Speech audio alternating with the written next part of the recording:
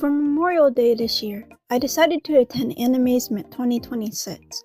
I didn't record much footage of the actual convention itself while I was there because 1. By 5 p.m. I started to feel like the Club Penguin 18 and up penguin because my feet, legs, and back ate so bad, and 2. This was the first convention I went to by myself and I felt like I would look creepy going around with the phone camera, even though people probably weren't paying that much attention to me. Anyways, for my cosplay this year, I decided to do Chiruno's summer version from Hidden Stars in Four Seasons, or Toho 16. I say summer version because she's usually like very pale and an ice fairy, but in the game she ends up representing the season of summer and she gets a massive like abnormally dark tan. And I went to the convention and I decided to go use the bathroom because I had to pee. And I went out the bathroom and this lady asked me why I was carrying around a floaty and like was just morbidly curious about who I was cosplaying. I had to explain this whole thing to her like she represents a season and she gets overflown with summer's energy and life force or whatever and it turns her dark. And she was so confused. I felt so bad. I also wore earplugs along with it and I am so glad that I did because I had people compliment my cosplay and ask for photos, which did not happen last year as no one recognized my character. I don't think I would have been able to talk to anyone as competently as I did without them since the noise of crowds is very overstimulating to me. My first stop coming into the convention was obviously the game room and I proceeded to play Waka and Chunitham despite literally having Chunitham at my home arcade. I literally went to the convention and proceeded to play the exact same game I'm always playing at the arcade. Afterwards, I went to the manga library because I was getting overwhelmed with everything going on and I read this crazy manga called Hot Gimmick.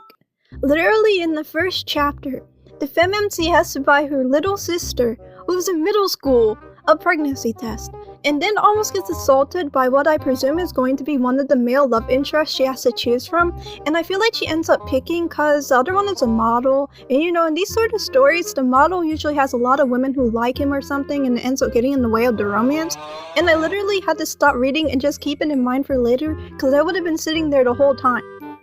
This kind of made me concerned about what they were doing in Tokyo in the early 2000s. Cause I played some toxic O-tones when I was younger, but this is freaking diabolic lovers. And then on the back it says it's a story for teenagers, so I'm pretty sure it's supposed to be relatable. I decided to go to the dealer's den after this since I didn't go when I went last year and I got a few things. So I saw Xavier's King of Dark Knight version on the badge pin and freaked out and brought it. Before I de-googled my phone at the beginning of the year, I used to play a ridiculous amount of Love in Deep Space, and a good chunk of my 4 to 5 star memories were just him. I also brought a Xavier keychain last year that I kept on my wallet, but he's not looking too good. I also got like a little cat keychain, and I keep it on my phone case now with all the other phone charms that I have. And then finally, I got a Remilia plush charm to put on my bag, and I wanted to be along with the patchy clay one I made, but I need to glue it back on first. I really like her little wings and like the bow that she has on. I think it's really cute. Oh, I also got some elf ears in my skin tone finally, cause it's really hard to find them like online. And my old elf ears, I was just like straight up putting concealer on them and that's not really gonna work since it's just going to come off. I took pictures of some cosplays, but it was mostly for my friends, including Assassination Classroom and these 2 guys dressed up as Sneed and Feed. But otherwise, even though I liked them and I thought a lot of them were like cool looking or pretty, I wasn't really interested in the cosplays so much as like spending money. I guess it's kind of like because I don't really have that much merch of anything that I like. I did go to a cosplay photo shoot though, it was like my first one ever, and there was this guy with a big giant Chiruno Fumo head there who posed with the other Fumos people brought, and it was really funny. Later on in the day, I went to 2 panels. A Lolita Fashion Jeopardy one, and then an 18+ panel about female doujin. The Lolita Fashion one was good, but it was also very slow. The commentator would ask the contestants a question, and then most of the time, none of them would know the answer, and the commentator didn't really know how to handle it at first, so there would just be like awkward silence in between. They eventually found the winner and figured it out, but it did take a while. It's also the very first Lolita panel at Animazement, so further rendition should be better.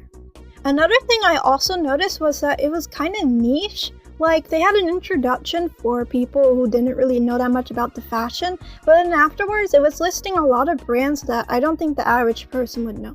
I did recognize a few of them due to browsing 42 Lolita, or I guess HL list or something like that. It's like the secondhand Lolita shop. I forgot the name. And then Closet Child, but certain ones I had no idea about. Like, I literally did not know what they were talking about. So I could see why the more casual panelists, like someone who was just like curious or didn't know that much about it, wouldn't really be that interested in that sort of panel. The 18 plus panel was mainly like statistics proving why women were actually perverts, and not so much about the list of actual doujin authors like I expected per the description. But overall, it was nice to see people finally spotlight my love of boyfriend ASMR audios, and it was a really fun day. The next day, I wore what I would personally consider to be my normal clothes. As soon as I went to the con, I went to go play DDR, but I noticed the crowd on Sunday was very different compared to Saturday. On Saturday, not that many people cared about me being by myself, but on Sunday, I could tell multiple people found it strange and pointed it out. There was even like this couple that I had let go in front of me, and the girl was like, "Don't you feel bad for her being alone?" And then they just like both stared at me while I pretended to not see them. It was so awkward. Maybe I was being like, I don't know, unintentionally rude to people or something, or just didn't notice a social norm.